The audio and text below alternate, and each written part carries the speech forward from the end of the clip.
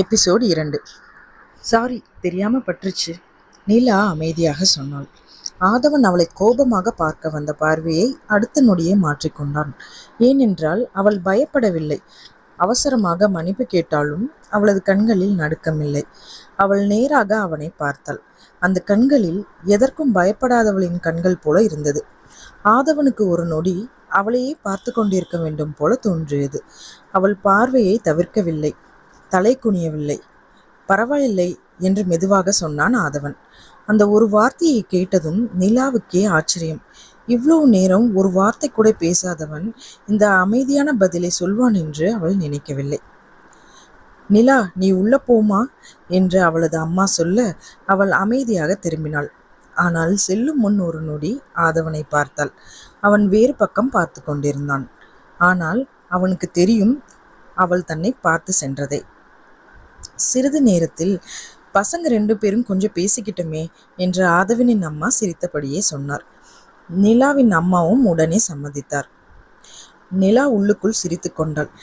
இதுல பேசுறதுக்கு என்ன இருக்குன்னு தெரியல என்று நினைத்தாலும் மறுக்கவில்லை.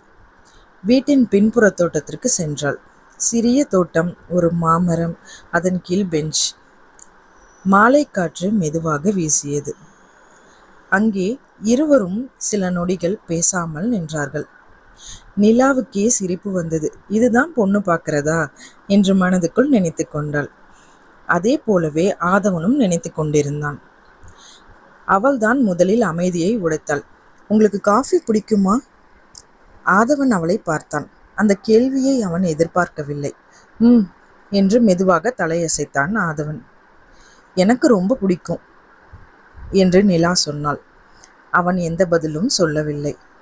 ஆனால் இன்னைக்கு டென்ஷனில் சுகர் போட்டனா இல்லையான்னு மறந்துட்டேன் என்று அவள் சிரித்தாள். அந்த சிரிப்பு ஆதவனின் முகத்தில் தெரியாமல் சிறிய மாற்றத்தை ஏற்படுத்தியது. அவன் அதை கவனிக்காமல் இருக்க முயன்றான்.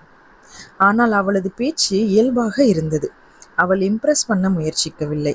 அவள் அவளாகவே இருந்தாள். அதுதான் அவனை குழப்பியது. உங்களுக்கு சென்னை பிடிக்குமா? நிலா கேட்டாள்.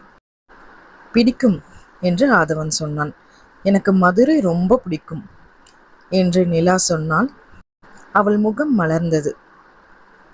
காலையில மீனாட்சி அம்மன் கோயிலுக்கு போறது, ஜிகர்தந்தா, சித்திரை திருவிழா, இங்க இருக்க கூட்டம், இதெல்லாம் இல்லாம நான் வேற எங்கேயும் வாழ முடியும்னு தோணல.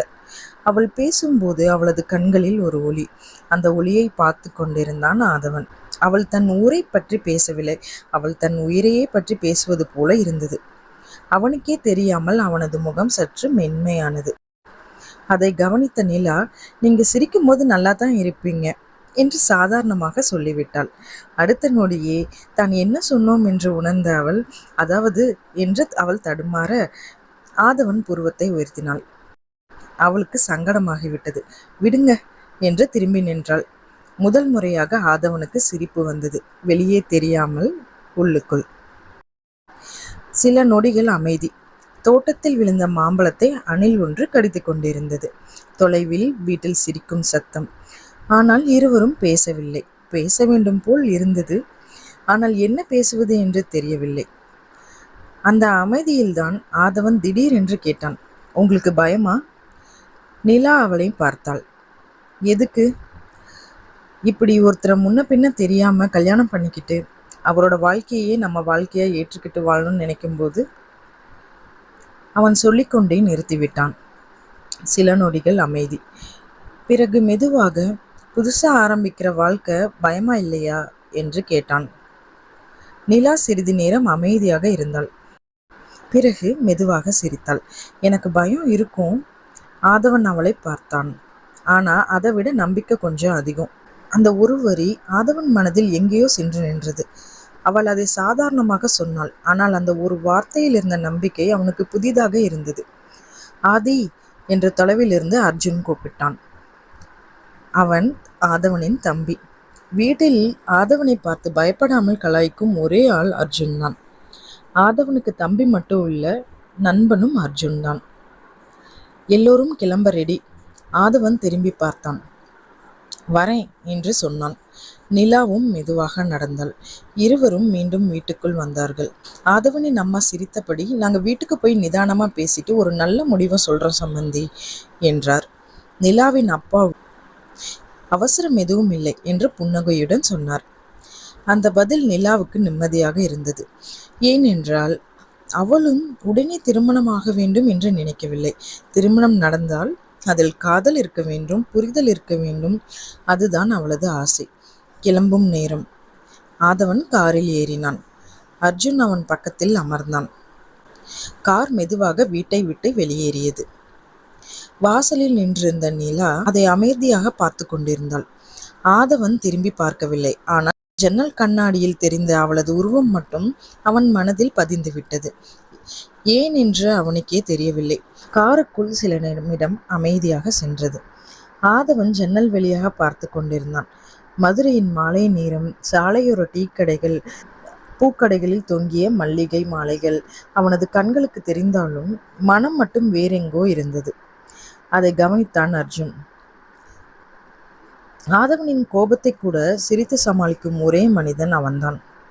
ஏன என்று மெதுவாக கூப்பிட்டான். என்று பதில் சொன்னான் ஆதவன். பொண்ணு பிடிச்சிருக்காங்களா? ஆதவன் அவனை திரும்பி பார்த்தான். எதுக்கு கேட்குற என்றான். சும்மா என்று தோளை குலுக்கிய அர்ஜுன். நீங்க இவ்வளோ நேரம் யோசிக்கிற மாதிரி ஜன்னல் வழியை பார்க்கறதே பெரிய விஷயம்தான். ஆதவன் புருவத்தை சுருக்கினான். அதெல்லாம் ஒன்றும் இல்லை. அப்ப ஏன் அமைதியா இருக்கீங்க என்று அர்ஜுன் கேட்டான். அவன் பதில் சொல்லவில்லை. அர்ஜுன் சிரித்தான். சரி, பிடிக்கலன்னா சொல்லுங்க என்றான். ஆதவன் உடனே நான் அப்படி சொன்னேனா என்று கேட்டான். அர்ஜுனின் சிரிப்பு இன்னும் பெரிதானது. அப்படின்னா வாயை முடிக்கிட்டு வா என்று ஆதவன் எரிச்சலாக சொன்னான்.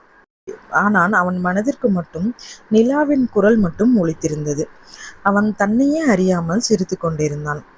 அதை பார்த்த அர்ஜுன், அடடா ஏதோ நடக்குது என்று மனதுக்குள் நினைத்து கொண்டான். அதே நேரத்தில் நிலா தன் அறைக்குள் வந்த ஜன்னல் அருகே நின்று கொண்டிருந்தாள். மாலை இருள் மெதுவாக பரவி கொண்டிருந்தது. வீட்டில் எல்லோரும் பேசி கொண்டிருந்தார்கள். ஆனால் அவளுக்கு அதில் கவனம் இல்லை. அவள் நினைத்து கொண்டிருந்தது ஆதவனை பற்றி தான். ஏன் இவ்வளோ அமைதியா இருந்தாரு? அவருக்கு உண்மையிலேயே இந்த கல்யாணத்துல விருப்பம் இல்லையா, இல்லை வேற ஏதோ யோசிச்சுக்கிட்டு இருந்தாரா என்று பல கேள்விகள். உடனே தன்னைத்தானே திட்டிக்கொண்டாள். அடன் நிலா, ஒரு நாள் பார்த்த மனிதரை பற்றி இவ்வளோ யோசிக்கிறியா என்று சிரித்தாள். ஆனால் அவளால் யோசிக்காமல் இருக்க முடியவில்லை. அவனது கோபம், அமைதி, சில நேரங்களில் அவனது கண்களில் தெரிந்த சோர்வு, இவையெல்லாம் அவளுக்கு புரியாத புதிராக இருந்தது. அந்த புதிரை தெரிந்து கொள்ள வேண்டும் போல இருந்தது. அக்கா என்று கதவை தள்ளிக்கொண்டு உள்ளே வந்தாள் கயல். கையில் பை, முகம் முழுவதும் வேர்வை. ஐயோ, இன்று எக்ஸாம் ரொம்ப கஷ்டமா இருந்துச்சு என்று சொல்லிக்கொண்டே படுக்கையில் விழுந்தாள். நிலா சிரித்தாள். முதலில் ட்ரெஸ் மாத்திட்டு வா என்றாள் நிலா. அதெல்லாம் அப்புறம் என்று கயல் எழுந்து அவள் அருகில் வந்து அமர்ந்தாள். அவளது கண்களில் குறும்பு. சரி, மாப்பிள்ளை எப்படி இருந்தாரு? நிலா அவளை பார்த்தாள். என்ன எப்படி? உயரமா, ஹேண்ட்ஸமா, பேசுவாரா, சிரிப்பாரா என்று ஒரே மூச்சில் கேட்டாள். நிலாவுக்கு சிரிப்பு வந்தது. ரொம்ப பேச மாட்டாரு அப்படின்னா போரிங்கா? இல்லை என்று சொல்லிவிட்டு சிறிது நேரம் யோசித்தாள். கயல் உடனே பிடித்து கொண்டாள். அடடா, இல்லைன்னு சொல்றதுக்குள்ளேயே ஏதோ இருக்கே. நிலா அவளை முறைத்தாள். ஒண்ணுமில்ல.